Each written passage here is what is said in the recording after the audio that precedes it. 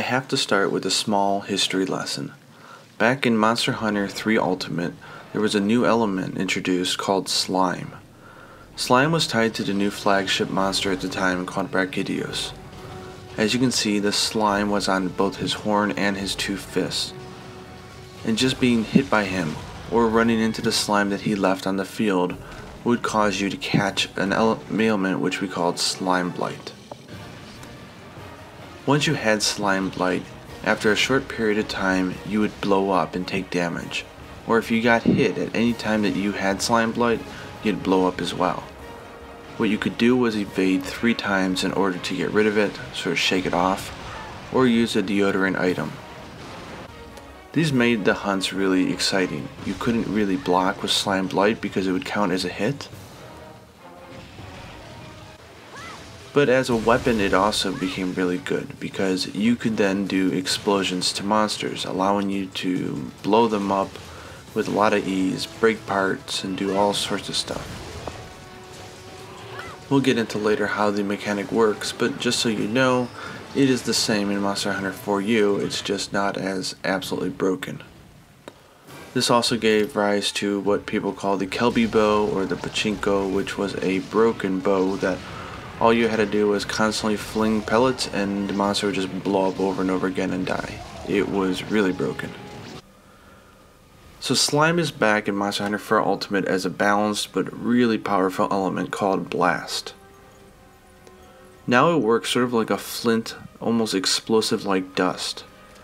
As a result, you'll notice that a lot of monsters now can use it compared to just Brachydios back in Monster Hunter 3 Ultimate.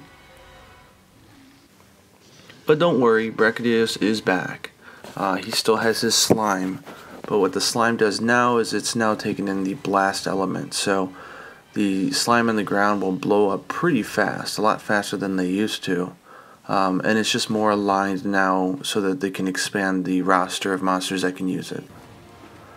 You'll see here we have monsters like Teostra who can now swing clouds of the dust when he's enraged. There's also obviously Brachydios, there's Crimson Fatalis, Molten Tigrex can do it with his claws, and even Emerald Congalala, after he eats a nitro shroom I believe it is, will do explosive farts that will cause blast blight. So it's more predominant and also a lot more fun. So it works the exact same way as it did in the previous game. Once you have blast blight, you'll notice that you start to crackle, and after a certain amount of period of time, you'll blow up. The effect goes from red to pink to yellow, which is kind of the opposite of what it was in Monster Hunter 3 Ultimate. Needless to say though, you do have plenty of time. You can evade 3 times or use a deodorant to get rid of it. Here I'm going to show you what happens if you don't. You get hit. Now one of the things that makes it really dangerous is that if you get hit with blast blight, you get the damage of the hit and you get the explosion, so it will often one-hit kill you, so you've got to be careful. One small good thing that's worth mentioning is that you can now guard with blast blight and not blow up, so if you're in a pinch and your weapon can guard, go ahead and use that. So like 3U, it works like any other status ailment in that you have a 1 out of 3 chance of dealing blast to the monster with each attack. When I say damage, it's a build-up. So after you've built up enough blast damage, then it causes an explosion. So you can see weapons that hit really fast or hit a lot have a much higher chance of accumulating blast damage. Once you've hit the threshold, the explosion will occur and you'll do about 100 damage or so, or 200 to 300 if it's a very large monster like Moran. After the blast, their threshold goes up just a little bit, not as much as it does for the other status ailments, making it a little bit harder for you to make them blow up the next time. However, the damage is fixed and 100 damage is still a lot, so you could attack potentially any part of their body and then for the explosion part, attack a part that may be hard to break, and that 100% damage, the 100 damage will go straight to that part. So while the blast is weaker than it was in 3U, we do have weapons that have a lot higher blast element than we had slime in 3U, so I would say that it hasn't been completely nerfed, but it has been well balanced.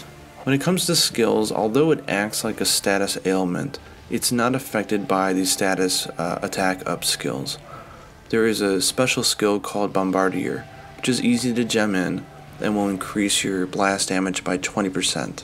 When I say blast damage, I mean your blast element on your weapon, not the damage that it does. Defense-wise, for only 10 points, you can use the Bio-Researcher skill, which will completely negate Blast Blight, so if you're having a hard time, I highly recommend it. And while a lot of the Crimson weapons will have Blast Element, the fights themselves are pretty much focused around fire, not blast. Molten Tigrex and Dalamadur also have weapons that have blast, but they generally require Awaken, so I don't consider them really worth thinking about. You really have 3 chains of blast weapons. You have the Teostra weapons, which are a little weak but very high blast. You have the Crimson weapons, which are a little bit less blast, good raw, but maybe not so good sharpness. They generally go bad after purple. And then the all-arounder, which is the Raging Brachydios, which has really good raw, decent blast, slots, and good sharpness.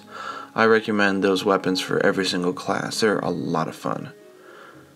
So don't listen to people. Blast is still a blast, so go try them and have fun hunting.